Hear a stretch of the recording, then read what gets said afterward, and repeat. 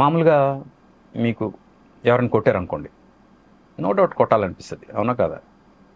ఎవరిని చంపేసేంత వరకు attempt murder చేశాడు అనుకోండి, వెంటనే అతను చంపేయాలన్నంత కోపం వస్తుంది, చంపేస్తాం కూడా. అంటే యాజ్ ఎ హ్యూమన్ బీయింగ్ మన రియాక్షన్ అలాగే, మనం కాపాడుకోవాలి, న్యాచురల్ రియాక్షన్ అది. ఎస్.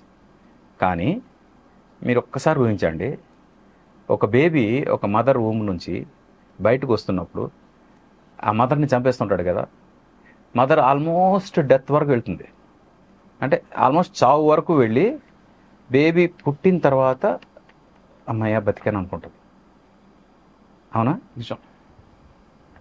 అంటే బేబీ మదర్ని చంపేసేంత వరకు తీసుకెళ్ళిన ఆ బేబీని ఆ మదర్ ఎంత హేట్ చేయాలి, ఎంత హేట్ చేయాలి మదర్ని, ఆ మదరు బేబీని ఎంత హేట్ చేయాలి. కానీ ప్రపంచంలో హస్బెండ్ని కూడా లవ్ చేయనంత బేబీని మదర్ లవ్ చేస్తుంది. నిజం.